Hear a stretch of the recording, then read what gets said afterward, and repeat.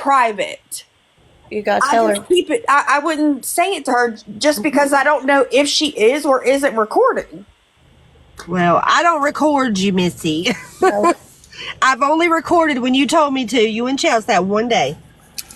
And I just showed them my whole gallery in my tablet. There's no recorded phone calls. It's all lives. Yes. I don't record any phone calls. I only record lives. And the lives I record are typically people that I don't mess with. Same. Now, Jessa, this is what I'm gonna say. Tell Jessa to play the recording of the intervention. That's what you ought to play. Okay. Of Jessa, me, and Chelsea going to Lala about her fucking being higher than a giraffe's pussy. And isn't that when you said Jessa wouldn't say anything? Correct. Jessa didn't say a goddamn thing. Did I'm anybody? sure she recorded it. I told you why I feel like she won't say anything. Yeah, I feel that same exact way. I don't know where you're going at with that. And a lot of people do. And I understand what she said, right? Yes, she did give the girl $1,900, whatever it was. So could she have taken that $1,900 and blew it on whatever she was getting tore up on? Absolutely. But there also a possibility, something that she is known for, right? Of mailing meds or buying meds, because she's known for both. I mean, it's possible both ways. It really is.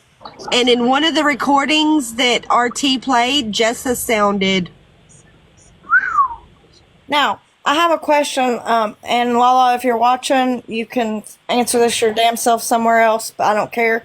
I have a question why do you think you don't need rehab? I seen your little post on Reddit that somebody posted saying that this time of year you always get like this and you come right out of it. Girl, that ain't okay. No. It's not. Look, I'm going to tell you, as someone that was on MAT medication for many, many years, I never thought I'd get off of it. I never thought I would be clean. I remember looking my mother in her face and told her that I would shoot until the day I died. Mm-hmm.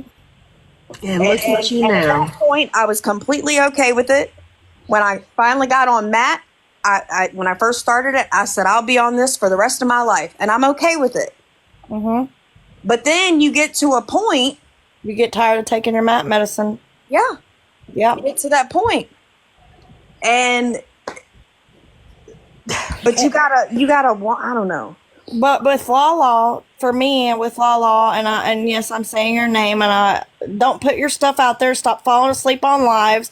You triggered me. I'm not okay with you again because of this shit. But my thing is why would you risk your whole entire sobriety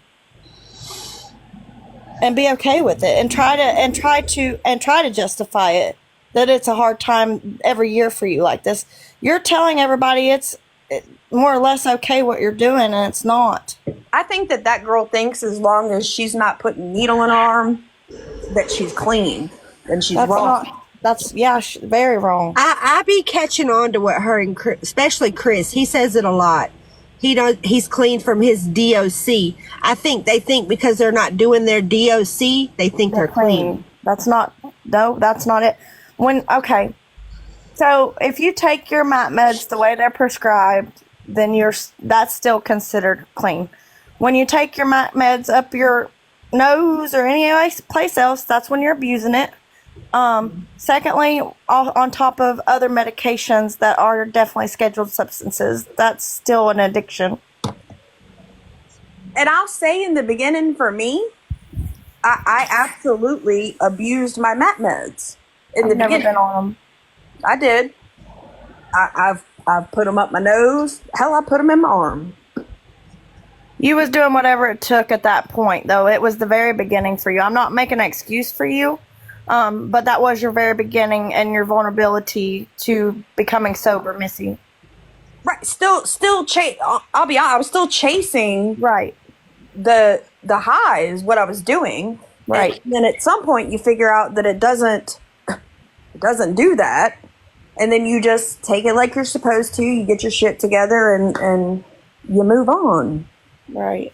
But that's not what they do. They mix theirs with something. I don't, because even so, when I first started, when I first bought them off the streets, I bought Subutex because I couldn't find Suboxone. So when I first bought them off the streets, I used to sniff them. And Subutex, you can still, they're not an actual blocker. You could still actually do other things with those. Yeah.